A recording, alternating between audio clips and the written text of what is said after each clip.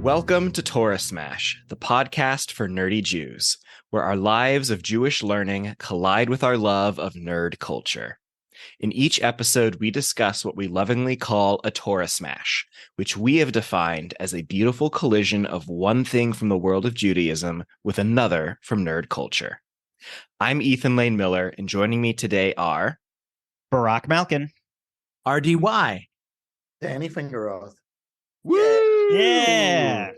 Our guest for today's episode is Danny Fingeroth. Danny so Fingeroth. Excited. Yes. Oh my God.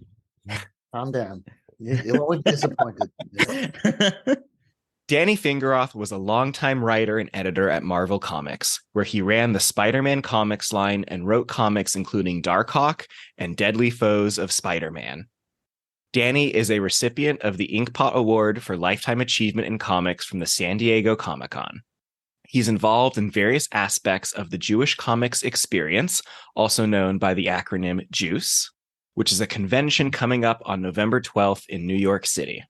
Danny is the author of numerous books, including Disguised as Clark Kent, Jews, Comics, and the Creation of the Superhero, A Marvelous Life, The Amazing Story of Stan Lee, as well as Jack Ruby, The Many Faces of Oswald's Assassin, which will be coming in November from Chicago Review Press in time for the 60th anniversary of the murders of John F. Kennedy and Lee Harvey Oswald. Danny, welcome to Torah Smash. Yeah, welcome. Hey, welcome. Great to be here. So, when I heard the name Torah Smash, I tried to figure out what is the origin, and to me it sounded like Hulk Smash. Is that okay? Yeah, part of it came from that, absolutely. Yeah. And the other of this, like the collision of these two worlds coming together. Right. Yeah. Okay. So on the topic and on the idea of this collision, I want to begin to set this collision in motion. And we are going to be talking a bit about Across the Spider-Verse, the animated Spider-Man film that just recently came on out. My friends and Danny, thank you for joining us. Tell me, when did you go see Spider-Verse? How was it? I thought it was pretty good. I saw it almost right after it came out. I think I saw it the Thursday night before it officially came out with my wife and daughter. My daughter loves to draw characters from Into and Across the Spider-Verse, and she just went nuts over both movies, as did I. Yeah, I think I saw it about a week after it came out. Marvel pre-COVID would have special preview screenings for people in New York and LA, and I think they still do them in LA, with the fancy schmancy red carpet stuff. But the ones in New York, they have not resumed. So I paid my whatever movies in New York course now, and went to see it. Very fun. I saw it. I think it was a couple weeks after it came out, and so I had missed the showing at my favorite movie theater, Alamo Drafthouse. It's like a much fancier studio movie grill, if that means anything here. So it was movie grill. It's like a restaurant inside. Yeah. So Alamo Drafthouse, like you get there, there's a waiter, you get to eat and drink as the movie's going on. It's a great experience. It's a restaurant where everybody faces the movie screen. It's phenomenal. It sounds like a great idea that could go horribly wrong if the movie's like meh. I've been to dine-in theaters, but to call it a grill, I think elevates what I've experienced in terms of dine-in theaters. Well, I will speak for Alamo Drafthouse and say it's great. Oh, good. All right, we're visiting Austin. I would love to have you. So where are you guys? Ethan, you're in Austin? Yes. I'm in Jersey. And David, you're in Chicago. You're in Chicago. Okay, all right. So the whole country is. He was in California. He just moved last month to Chicago. Yeah. Let me tell you, scheduling the podcast. You know Hillel Silverman or Phil Grobart? Do you know those guys? I know the name Hillel Silverman. Well, Hillel Silverman was Jack Ruby's rabbi. He just died a couple of months ago at age 99. He's the father of the actor Jonathan Silverman. And I interviewed him for my Jack Ruby book, and he sent me his notes from when he visited Ruby in prison with like the rusty clips from 60 years ago. That was pretty intense. Wow, that's very cool. Wow. I just pre-ordered the book, by the way, while we were talking. Oh. Well, you're the second person to tell me that, so I've made at least like you've got two readers. Yeah. Okay, well, it starts with two. Excellent. So Spider-Verse. Sorry. Yeah, no, that's okay. This is what everything is. It's just a lot of tangents and it's just conversation. Yeah, so it's So- an exercise in editing it. Yeah. Yes, it's fine. Artie Y and I are very good at helping to give Barack editing experience. Yeah. Okay. Um, Well, let me drop a name. The first of many. I'm a horrible name. Actually, I'm a very good name dropper. So Mhm. I was just speaking to Al Milgrom today, and Al is the creator of The Spot, who turns out to be like Yeah, the a main. major part. Yeah, what a surprising main villain for Across Holy the Spider-Verse. cow, Yeah. Sure, yeah. I love that. And it's amazing that no idea, no matter how casual or this is like this villain. I don't think Al thought it was going to be, he thought it was a fun idea and a name, and of course his name was Jonathan On, as in Johnny on the Spot. That's That was fun. his civilian Did not name. catch that. That's great. But yeah, I don't think anybody thought that 40 years later they'd be, it would be like a major part. A lot of the superhero franchises are doing that. They're taking these characters that are joke characters that in previous iterations have like meant nothing or were for slapstick purposes. And the beginning of this movie highlighted that, where he's miserably failing to rob this ATM machine, Right. falling through his own portals and reaching out into traffic. I did, just like they did in the movie too, didn't they? Yes. With his Yeah. PIN number and everything.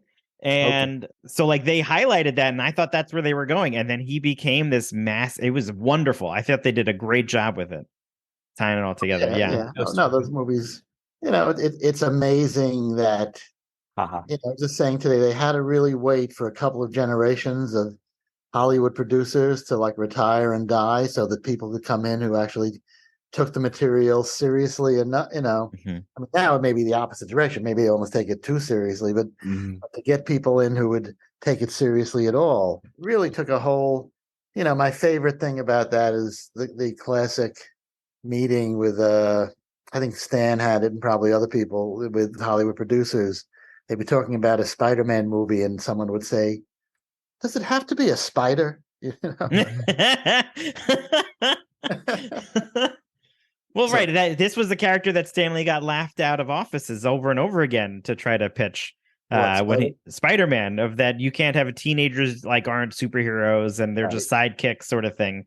So the fact that the Spot became the villain of somebody that we're all laughing at, I think is that a little apropos. Yeah. No, that there are children now playing with Spot toys, right? Yeah.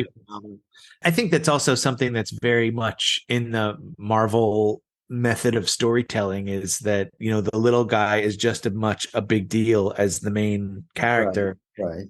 Whoever it is. Yeah. And then I think that's what I am a fan of both Marvel and DC and Dark Horse and yet something about the Marvel universe always kind of draws me to it, and I think it's that idea of the normal. And yes, even though they're super, they're dealing with the same things I'm dealing with. And that idea that even this person that you pass on the street and you might not pay attention to who they are, they have a whole story.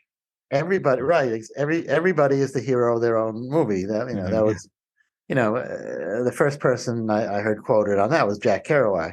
Be the hero of your own movie. With that.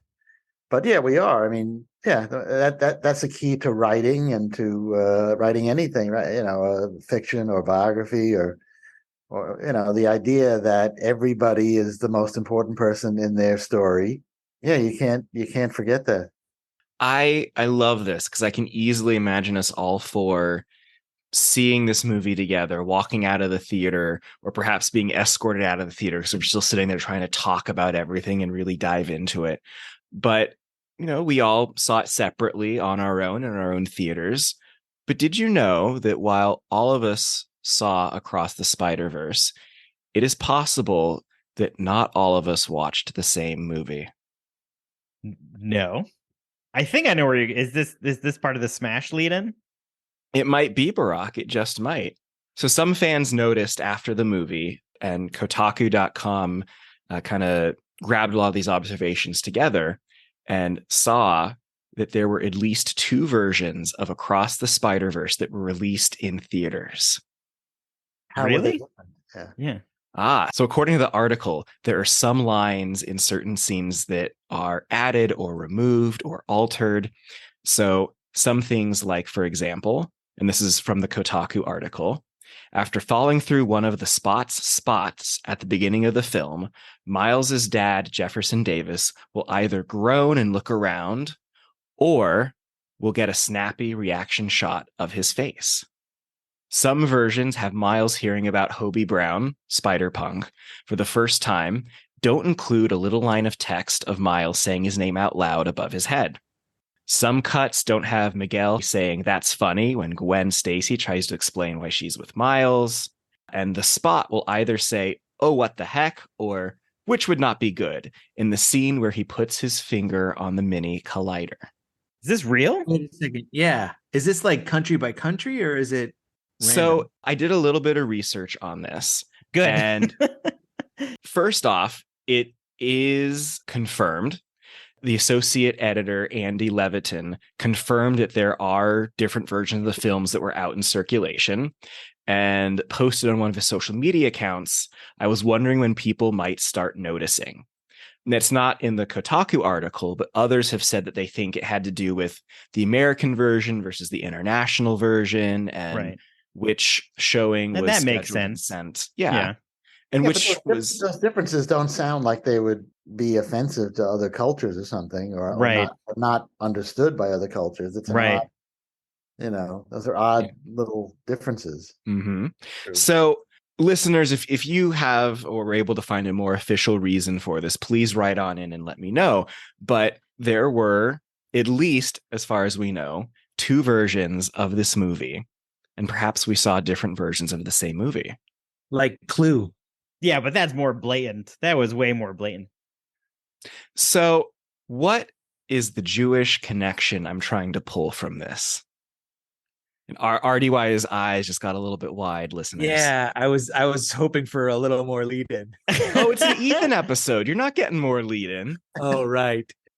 Yeah, so we're focusing purely on the fact that there's 2 different versions? Yeah. I was not expecting that. Is this the idea that, like, I am fully aware of what Judaism means to me based on the one rabbi I've ever learned from? Ooh, interesting, but not where I was going. That there are 2 different versions of the creation in Genesis? Yes. Oh my God. Danny Fingeroth for the win, ladies and gentlemen. Wow. Hole in one right there. That's great. That was incredible. Oh, yeah. I didn't hope I didn't. No, that's exactly what we want. Good job. No, that was a hole in one is golf, Barack. I think I kind of know that mostly from Homer Simpson, Really? I think when Homer says, I believe everything in the Bible, including the parts that contradict the other parts. Oh, that's very funny. So, Danny, you're right on. There are actually 2 creation stories at least. So, RDY, please tell us. Well, the 2 that I would guess that you're talking about are chapters 1 and 2 of Genesis. Correct. Okay, so in the first chapter of Genesis, God goes through and systematically creates 6 days worth of creation. And then in the second chapter, we get when God began to create heaven and earth again.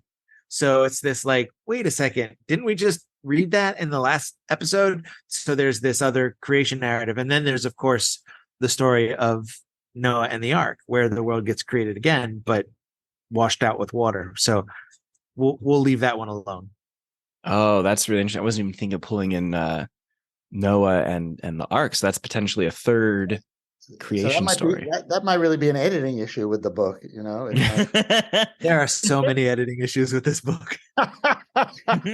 So that leads to a very interesting question of what's the real story? Yes. Oh. I think the difference here is that, well, maybe not. The 2 Genesis stories have, I guess, damn, man, I can't find the difference, because I was going to say, if I saw either version, I don't know if it would have affected my overall outcome of the storytelling for the movie. But I also don't know if the 2 different versions of Genesis, of like running through the days and then going back and learning about the Garden of Eden, I don't think that affects my understanding of it either.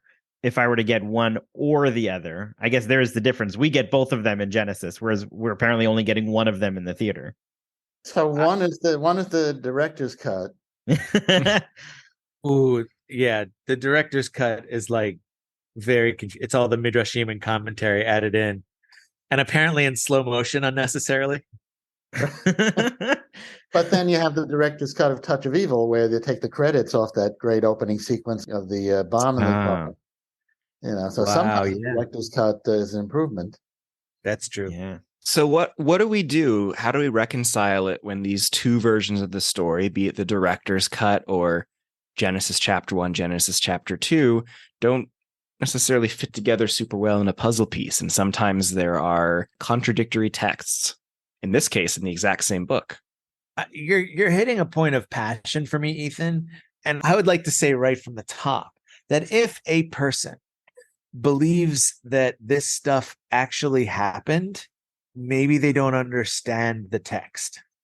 Are you telling me that Spider-Man's not real? Is that what you're saying? No, not Spider-Man's real. I mean, the people in Genesis. Good.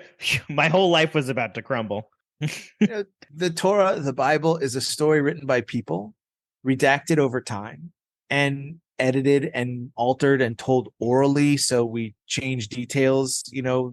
Think of any story you've told over and over and how it's changed in your lifetime. Well, the Bible's thousands of years old, so all the more so. And so there's this, we highlight the things that make us feel best, or perhaps we highlight the things that confirm our biases. And we use the portions of the text that give us the most meaning to our lives. And that stuff that doesn't fit, we go, well, man.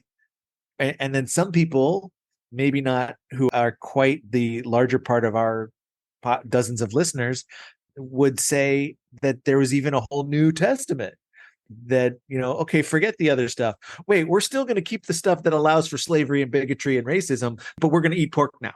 So we all choose which version of the story we want. So it's sort of the retconning of the Bible. Yeah. Nice. Yeah. Oh, that's great. We all do it. So it's also not just the creation story. I was asking around for trying to get some other examples of things that are kind of duplicated in the Torah. And so RDY, you brought up the, I guess, third creation story of the flood. And someone, when I was doing my research, also brought up the 10 Commandments are listed in the Torah twice. There's a one-word difference in the two tellings. Ooh, and what's the word? The word "not" is deleted from all the commandments. One word multiple times. I mean, you bring up a really fascinating point, because this is an oral tradition of passing down stories. We tell these stories orally, and the word for "no" in Hebrew is lo, spelled lamed aleph. If we spell that word lo, lamed vav, it does not mean no anymore. It means for him. This will take us down a rabbit hole of what does it mean then? Thou shalt murder for him. But I don't like that. But it's not spelled that way, though. It's spelled lamed aleph. But it's from an oral tradition. So I see.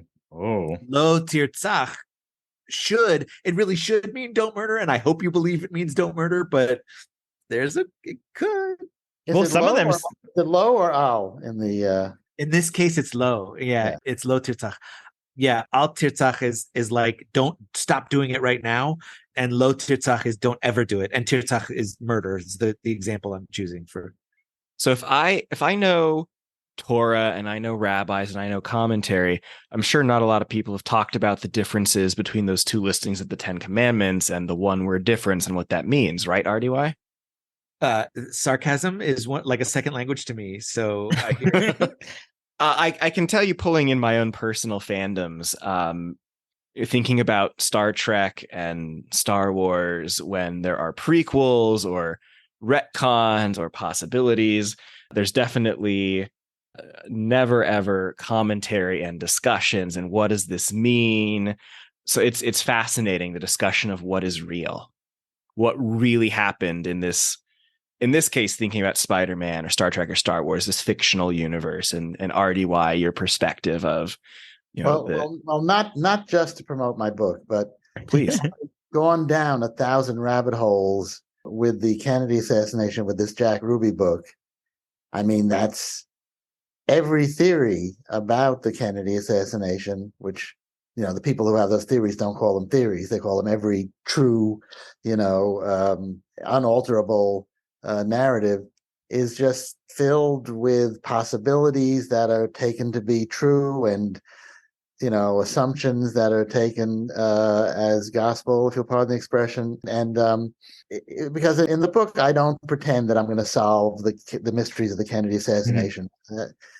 Smarter people than me have tried. I just try to paint a picture of this really strange, for better or worse, Jewish guy, Jack Ruby. And, the things that people have said to me personally, or that I've read, or, you see on documentaries where this definitely happened this way. How do you know? Well, I just know. Well, you don't really know. You're sort of taking it as an article of faith that, that this person was at that. I mean, it is fascinating. And that's why most studies of Jack Ruby have been fictionalized over the years, because he's such a complicated and frustrating character to try to explain. But I mean, there's a lot of things, and I think to get up in the morning, there's a lot of things you have to take for granted, even though you don't know how they work. I mean, I don't really know how the subway works, and a lot of the times it doesn't, but most of the time it gets me where I'm going. I mean, I'm actually reading. I'll do one more tangent. I'm reading a book by Douglas Rushkoff, whose name you might know as a futurist and philosopher with a Jewish edge. My MBAlex podcast is a great interview with him. And Rushkoff is just talking about his meetings with billionaires, with multi-billionaires who wanted to meet with him just to know how to avoid the apocalypse. How they will survive when the entire rest of the world is scrambling for survival and global warming and nuclear holocaust. And really, it's all about these people's fantasies, because of course they won't survive. They may last a week or two longer than everybody else, but Rushkoff just plays with that idea of consensus reality and how we handle it as humans. I was going to say, I think part of this altered stories goes into the realities that we know, because Ethan, if you did not mention this, you and I would have been living two different lives, being in two different worlds of you knew about the existence of these multiple stories and I did not. So just on that alone, we were already divergent. Well, not just that. I had to keep that secret from you till we recorded. Right. And so even just at the basis of knowing that there's two Genesis stories or two Spider-Verse stories or multiple Jack Kirby stories, Jack Ruby. Sorry, multiple times. That would have been a very different history. Just having that knowledge sets you on a very different perspective than others around you. And so I think just understanding or knowledge or having that openness to hear that is a starting point. And then you can get to oh, now we have these different stories. Let's figure out the differences or where they align. I mean, I think Star Wars is a great place to explore that too, where of course it is. Yeah, thank you. Yes. George Lucas famously tinkers with his stuff for years after it's come out. For years. Han shot first, Greedo shot first. Nobody. Yeah. That's interesting. Last night, we were, where were we? What did I do? Oh, we were at a baseball game, which is why I had no idea where I was.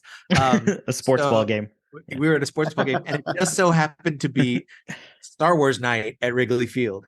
And they had this whole Han Solo montage. Pick your jaw up, Ethan. Pick your jaw up. Yeah. And we're gonna have to talk later. and one of the things it said was Han shot first, and I started wooing. And but I'm surrounded by sports ball people, so I just got stared at. It was a great game. The Cubs beat up on the first place Cincinnati Reds. It was fantastic.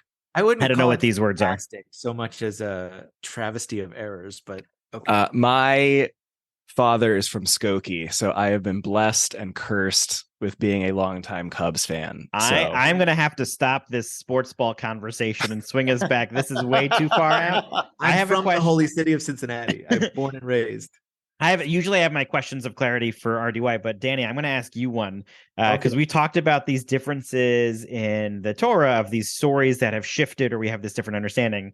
And I think the memories I have are when things happen or have happened in the Marvel universe, usually they make a change and then it shifts from there, right? The thing that I'm thinking of is I know that the Hulk was originally gray and they turned him green for the printing purpose, but he was gray for a few issues and then he was green. Gray for one issue. One issue, right? So I knew there was so that's this different story. There's a Gray Hulk situation out there somewhere, Right. and then but never again, right? He has his own... years later they brought the Gray Hulk back. Okay. Story point. Yeah. So are there other Marvel pieces that you know of where there were slight alterations to these Genesis stories of these characters or storylines that people may have perceived something slightly different based on when they read the story?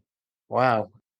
Probably, yeah. I mean, there certainly are across my mind. Well, when the Fantastic Four origin, mm-hmm. The whole Marvel timeline always moves up to, right. As far as I know, it's always the Fantastic Four flight to space was always 10 years ago, from 10 years previous to whatever the current. So that would mean that it happened in 2013, which is ridiculous, but that's sort of. So yeah, most you can stretch it back is maybe 2009 or something. That's a great point. So it's that constant thing. I mean, it was originally to beat the commies to space. Then it became just to go to the stars, in a more abstract way. And although Marvel of the 40s and 50s did take place in New York, the first couple of Fantastic Four stories, maybe just the first, takes place in some place called Central City. Which they then later said was Stockton, California, for some reason. I'm not sure. Yeah, they're always playing around with stuff like that. Okay. Well, and then there's a lot of different Captain America origins, where at first he was injected, but then I think in the 60s they thought that was the injection would be rejected by the comics code, so they made him. They had it. He drinks a potion, and then. Later on, it became both an injection and there's but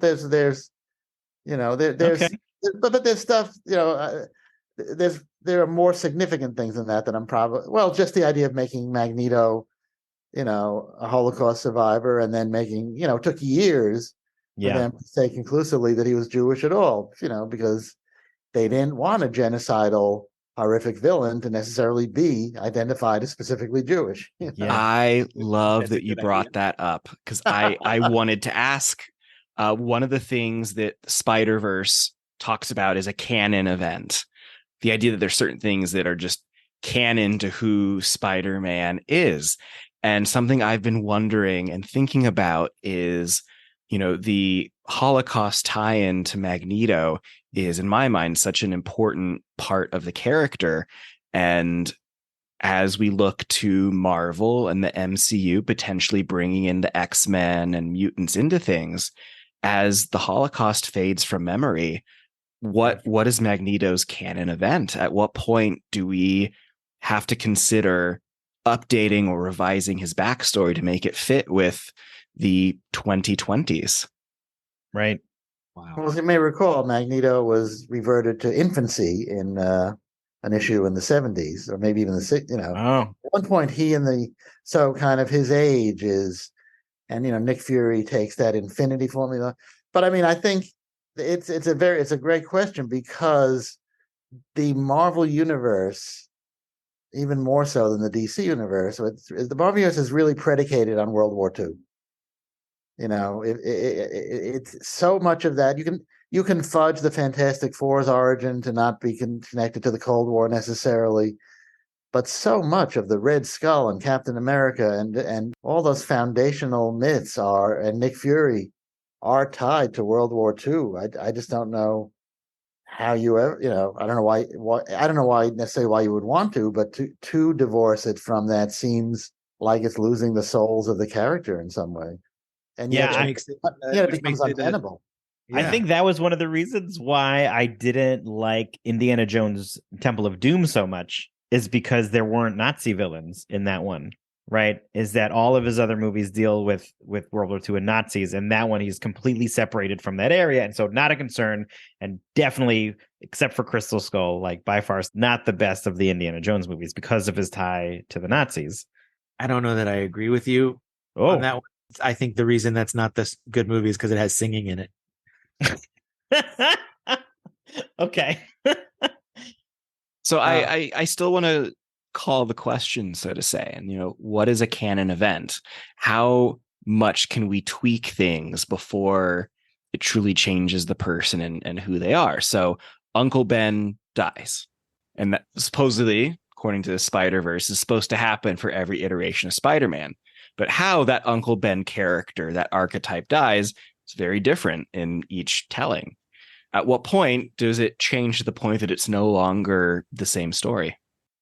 I think it's more about the impact that it has. Right?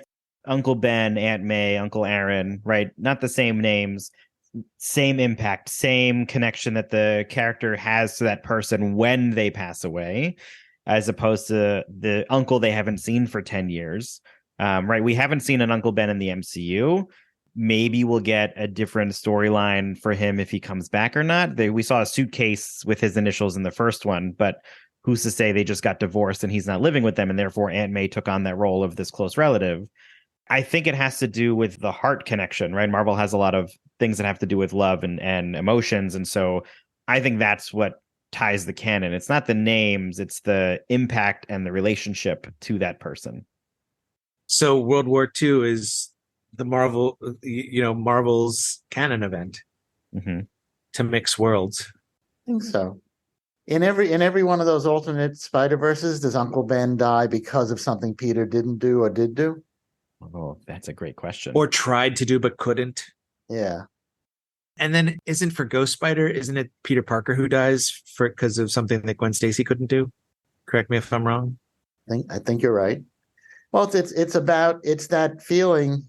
Well, I guess I think of it as a Jewish feeling, but probably everybody feels it as that you could have done just a little bit more. That if you only just exerted that, go on that extra, inch, that extra mile. So I think that maybe even without Uncle Ben, one would like to think that Peter Parker's strength of character and the fact of him just being human meant that he would have had some other lesson, maybe one not as dramatic, but maybe one more dramatic. Maybe he would have done something selfish and 100 people would have died. So Jewish guilt is the driving factor. Well, but look, neither Ditko nor Romita were Jewish, so I can't really, so you have to kind of include some Catholic guilt there too. Right. Seems to be a universal thing, although Jews may have our own brand of it, I guess.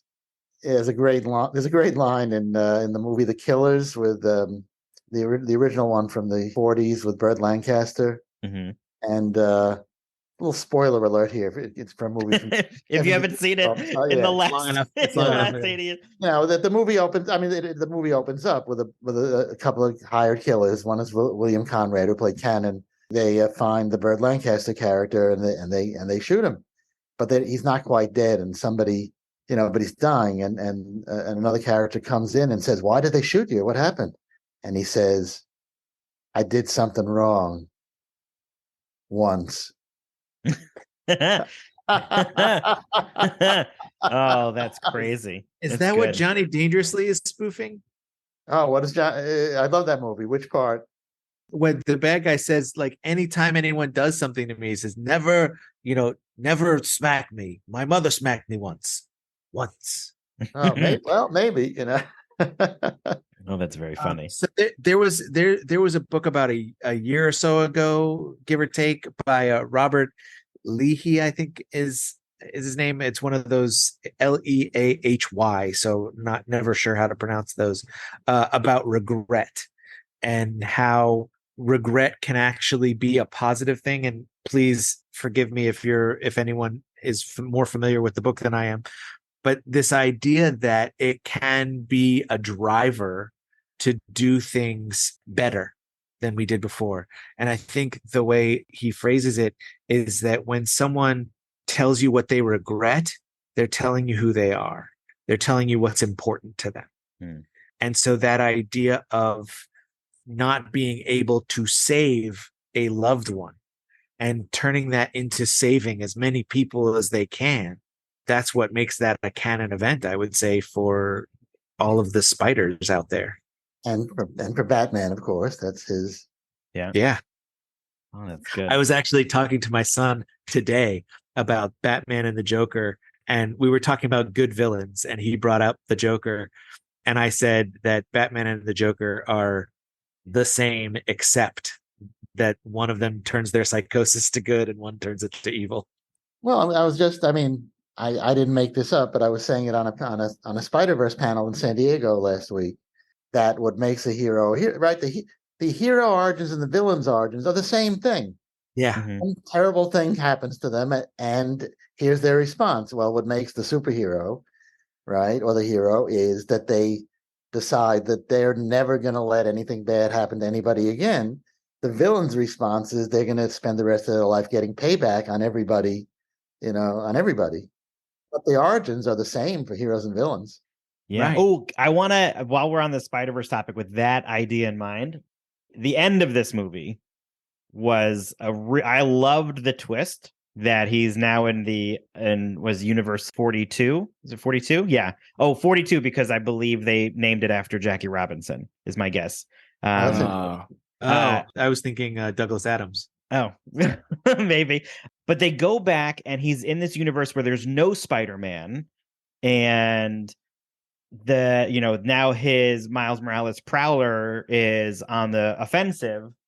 I believe, and it leads you to think that he is now like head of a gang, head of this, like he's got some bad angle to him. Here's a different perspective, just like you were talking about, Danny, is that I think the Miles Morales Prowler is a good Prowler.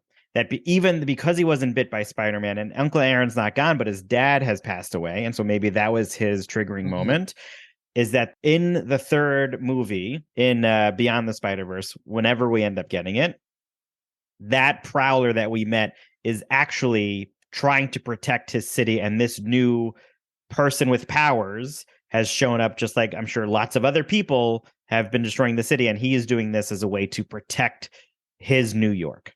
And that I think he's a good Prowler and not an evil Prowler. Just this is the way his universe looks, that he's got these powers in this direction. Want to bet? Yeah, I would love to mark it right now. Listeners, if he turns out to be good, I want you to share this out with all your friends.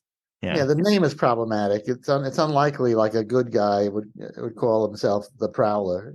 Yeah. Well, has he called himself the Prowler? We don't know. Right, he hasn't called himself the Prowler. Sure. But I would say, right, if Batman used to say that he was doing that to scare villains. The bat was a scary thing, right? And so spiders aren't a gentle thing. That's Spiders true. aren't thing that people are wanting to. He's not like the Catman or something. Right. And so even named the Prowler, I think he could still, biases. Yeah, right. These right, all these biases. I think, but the music, again, it's been a minute since I've seen the movie, but I believe they still had that Prowler music behind them when showed up. I think to guide us, our minds, in this perspective of this one story, as we were talking about, this one story that we believe to be true, where the Prowler is the villain. I think we're talking this alternate line that we haven't explored yet. We don't know it exists, just like we didn't know these other versions exist before Ethan told us. I'm taking and say like the loser buys both plane tickets to Austin to go see that. Yeah, sure. I'm taking RDY's side of the bet on this one. Oh no, Danny, what do you think? What is your expert opinion? Do you think this Miles Morales alternate 42 is good or bad? I'm wondering if they've even decided among themselves. Left it on the opening. Yeah. I mean, I bet they have a bunch of alternate possibilities, and maybe depending on what if people guess it, I think they're gonna then trash. Oh, that's true. Brilliantly dodged.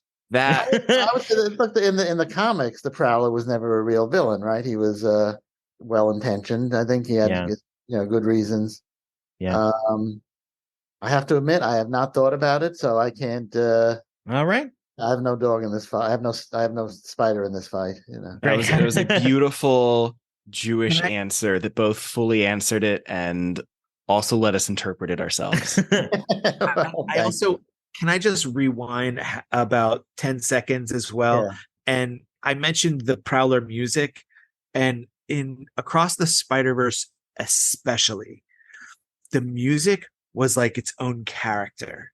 It was so brilliant. And I never pay attention to a score, but you couldn't not pay attention to this score. And like the Indian beats and the punk beats and the Miles Morales beats and the Gwen Stacy beats, and when they all came together and melded into a harmonic symphony of a team of spiders. Yeah.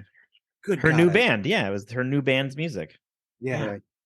Were there any? I want to ask this guy. I know. I'm sure we're getting to the point of wrapping up. Just so you know, Danny, on our podcast, we don't call them Easter eggs; we call them Afikomen. And so I want to ask: did anybody have any, like, one or two Afikomen from this movie that they absolutely loved? Because there was a lot going on in the background. I love that they had Ben Reilly as so good background character. Not just Ben Reilly, but emoting. Yeah, of overly dramatic. Overly dramatic in the manner of a Marvel superhero. Yeah. Which, very often that that's one of the beauties of the comic book medium, is that you can emote like that and it doesn't interrupt the action. You can essentially have a character. I know I shouldn't be doing this visually because you can't have a character come center stage and do a soliloquy in that same way in a movie as you can in a comic book, because you can put a lot of words in a lot of panels, and if they're good words and the art is nice, is dramatically done, it works. So I didn't realize until I saw Ben Reilly emoting and kind of making speeches and listing his problems. Yeah. How much I missed that in superhero movies, which is a great thing when it's done well in superhero comics. Yeah. Yeah, that's true. I think my favorite Afikomen was probably the obvious one, where Spider-Man 2099 goes, "Get Spider-Man!" And there's the pointing. The cut to the pointing, that famous meme that now, and that they reproduced it in the live action most No Way Home. What is the meme? It's just the three Spider-Men pointing to each other from like. Oh, right. Yes. Yeah. This is not even Afikomen because it's right there, but it was the unexpected but delightful Donald Glover appearance. Oh my God. Yeah. He was. My daughter tells me that he's going to be the Prowler in a live action Marvel movie. Just take my money. I'd watch that. Yeah, well, and of course the big Afikomen was in the first one, where they have the wedding scene where he steps on the glass. Yeah. Yes. Good.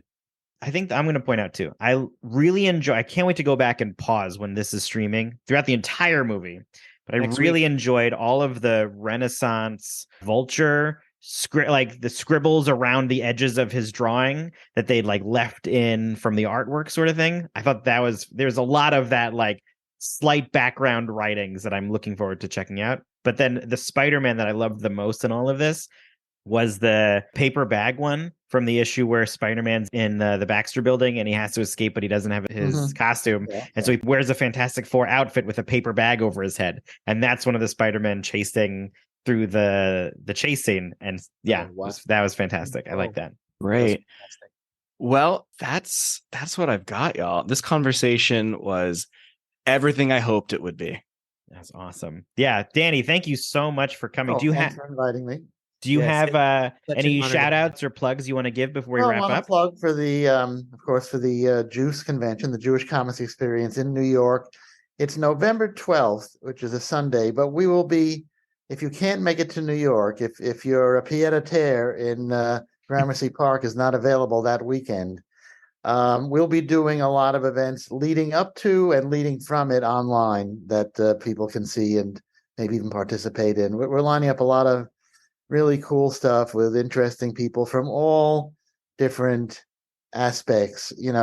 If the idea of what is Jewish comics and what is a Jewish Comic Con, our definition is as broad as you would hope. So there's something for everybody, and no doubt something to piss off everybody too. Otherwise we wouldn't be doing our job. Right. And may I just add, we'll be giving out the Juicy Awards, which are awards for excellence across generations and inclusivity about the cool Jewish comics and comics creators. So those will be given out on the 11th, and I'm sure we'll find some way to get those results out to people. And then, of course, my Stan Lee biography is still around, Marvelous Life, The Amazing Story of Stan Lee. Most people seem to think it's a reasonably fair and candid assessment of Stan. Not everybody. That you can tell the list of people I've blocked on Facebook are the people who don't think that, who don't civilly think that, but most people think it's and I've done audiobooks of Disguised as Clark Kent, Superman on the Couch, and A Marvelous Life. So if you enjoyed this hour of hearing this, my lovely voice, imagine 14 hours of it pumped into your head. What could be better? So those are, and the upcoming book, Jack Ruby, The Many Faces of Oswald's Assassin, coming up, because I figured I wasn't getting enough aggravation writing a book about Stan Lee and the creation of the Marvel characters. So I thought I'd write a book about the Kennedy assassination, because who could possibly have a problem with that?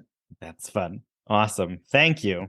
Can I also say, as someone who has read your books, that everyone listening to this podcast should go and purchase all of Danny Fingeroth's books.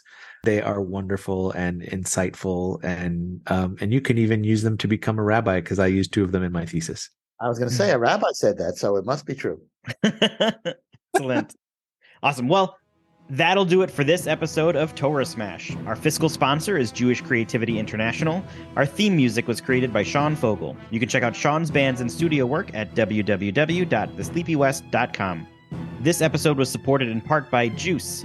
Juice, which stands for the Jewish Comics Experience, is a full-day convention and preview night that brings together fans, creators, and industry professionals to explore the rich history and contributions of diverse Jewish creators and content in the comics medium. Juice is created and hosted by the Center for Jewish History in New York City. If you are interested in attending or to learn more, visit juice.org. That's JEWCE.org. Also, visit the Center for Jewish History at cjh.org for new information on the institution and their partners, who are all involved in the upcoming exhibit, the Museum and Laboratory of the Jewish Comics Experience, opening in October 2023 at the Center for Jewish History. If you enjoyed today's episode, be sure to rate and review us wherever you listen. It helps others find us and is an excellent way to support the podcast.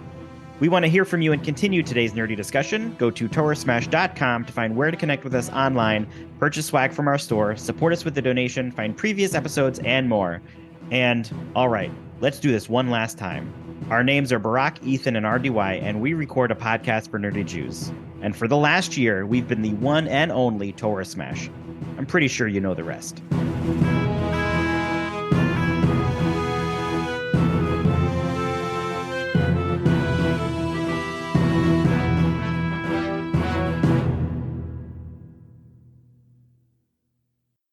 Can you just turn off your AC? I would love to turn off the AC. I'm actually quite chilly, but I would like to stay married also. Enough said. Yeah.